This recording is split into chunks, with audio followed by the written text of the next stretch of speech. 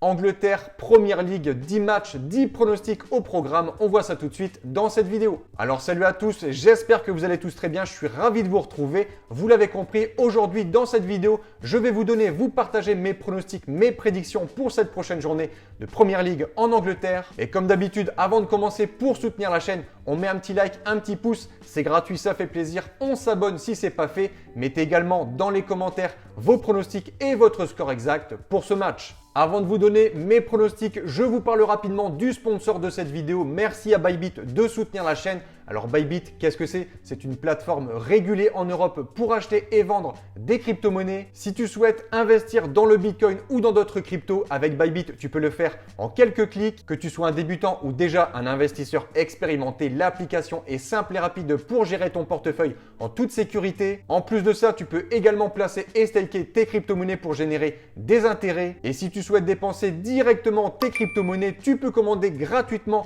la carte bancaire Bybit qui t'offre en plus un cashback de 10% sur tous tes achats du quotidien, vacances, loisirs, restaurants. Tu dépenses 100 €, tu récupères directement 10 € sur ton application. Tu l'as compris, avec Bybit, tu investis, tu dépenses, tu profites. Si tu es intéressé, tu as le lien pour t'inscrire dans la description. Allez, let's go! On attaque cette nouvelle journée de Première Ligue en Angleterre mardi soir avec Bournemouth qui reçoit l'équipe de Brentford. Les locaux, les Cherries, sont en 10e position avec 39 points. Brentford est 7e avec 43 points. Au niveau de la forme, au niveau de la dynamique, je mettrai un avantage aux locaux à Bournemouth. Toute compétition confondue, il reste sur 7 matchs sans défaite, 3 victoires, 4 matchs nuls. On a surtout cette belle victoire contre Liverpool car on ne va pas se mentir. Sur les autres matchs, on n'a pas des cadres en face. On a Sunderland qui est sur une pente plutôt négative. On a West Ham qui lutte pour le maintien et on a Wolverhampton pareil. Lanterne rouge. Malgré cette dynamique qui est plutôt bonne pour Bournemouth, on ne va pas se mentir, la saison reste quand même décevante. L'objectif était d'accrocher une place européenne et là, ils sont à 9 points de la 5e place. Et côté Brentford, c'est très irrégulier à l'image de leur dernier match contre Burnley. Victoire 4-3 certes à l'arrivée, mais ils s'étaient quand même fait revenir de 3-0 à 3-3. Brentford encaisse beaucoup de buts. Bournemouth est plutôt bon sur le secteur offensif. Mais attention, car Brentford se déplace très bien sur leurs 8 derniers matchs à l'extérieur. On a tout simplement 7 succès à Newcastle, à Aston Villa, Everton. Donc méfiance à Bournemouth. Mon point de vue pour ce match, je m'attends plutôt à un succès des locaux. Je vais dire 2-1 avec une cote pour le Dronobet de 1,77. Très intéressante.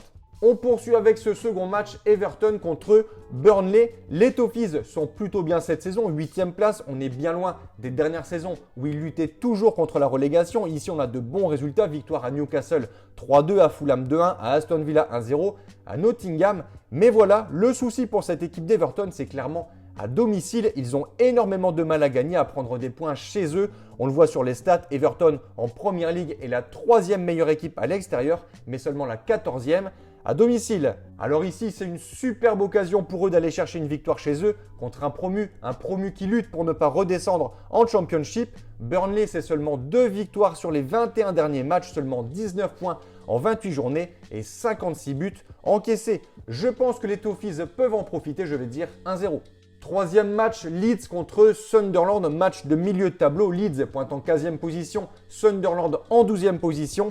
Côté Leeds, attention quand même, malgré cette 15e place, on n'a que 6 points d'avance sur West Ham, premier relégable, ça peut aller très vite. Et en face, Sunderland, attention également, on a un superbe début de saison, une équipe qui a été invaincue à domicile, mais là depuis quelques semaines, ça chute complètement nul contre Bournemouth, défaite contre Fulham, contre Liverpool, contre Arsenal, contre West Ham.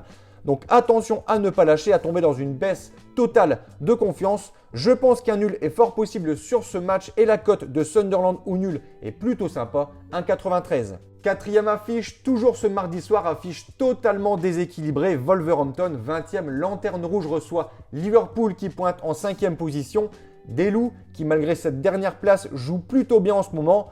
Mais on a quand même 14 points de retard sur le 17e. Mathématiquement, c'est toujours possible, même si je pense que ce sera extrêmement compliqué pour eux. Mais ils s'accrochent. Victoire contre Aston Villa, nul contre Arsenal, nul contre Nottingham. Mais le problème pour eux, c'est que les Reds vont beaucoup mieux après leur passage à vide de fin d'année. Ici, on a 4 succès de suite, 5-2, 1-0, 3-0 et 1-0 à Sunderland. Je m'attends tout de même à une logique respectée sur ce match. Je ne vois pas une raclée, je vais dire 2-1.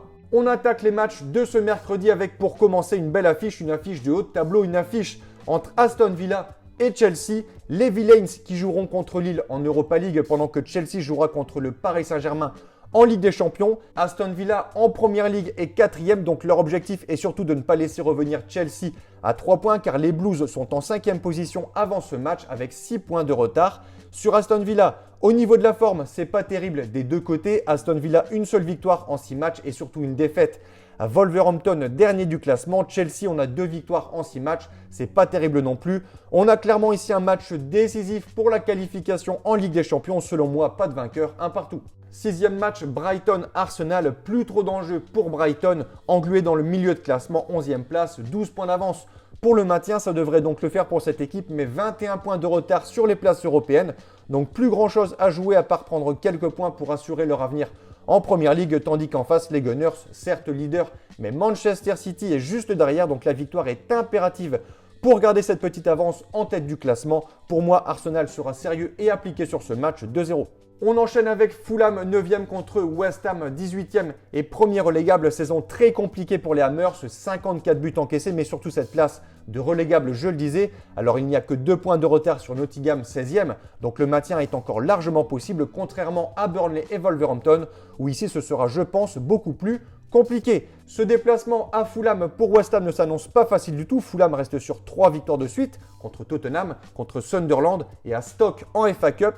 Pendant que West Ham reste sur une large défaite du côté de Liverpool 5-2. Mon point de vue, Fulham est favori. La dynamique est plutôt en faveur de Fulham également. Mais je pense que West Ham peut aller s'imposer là-bas. Je vois des buts, je vais dire 3-2. 8e affiche plutôt déséquilibrée sur le papier. Manchester City, 2e du classement, dauphin d'Arsenal, 59 points. En face, Nottingham, premier non relégable, 17e, 27 points. 32 points séparent ces deux équipes. Manchester City, 57 buts marqués pendant que Nottingham en a encaissé 41 et marqué seulement 26.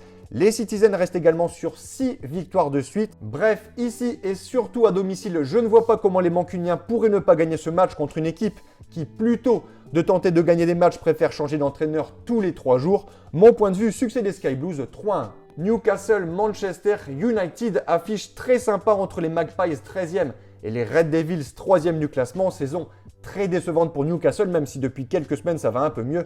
On a surtout cette qualification pour les 8e de finale de Ligue des Champions avec cette victoire 9-3 contre Karabag sur les 2 matchs. En face, Manchester, après une saison passée catastrophique et un début de saison qui clairement n'était pas terrible, Manchester va beaucoup mieux, 3e place. Il devrait, je l'espère, accrocher la Ligue des Champions pour l'an prochain.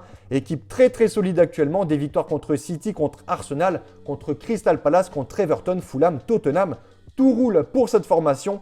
Je les vois confirmer à Newcastle 2-1. On conclut par Tottenham Crystal Palace. Je vais ici partir sur un score nul de 1 partout. Donc voilà pour mes pronostics et je vous conseille une dernière chose. Si vous souhaitez gagner au paris sportif et tenter d'être rentable sur le long terme, il faut parier sur les meilleurs bookmakers. Cela vous permettra d'avoir des cotes plus intéressantes et donc d'augmenter considérablement vos bénéfices.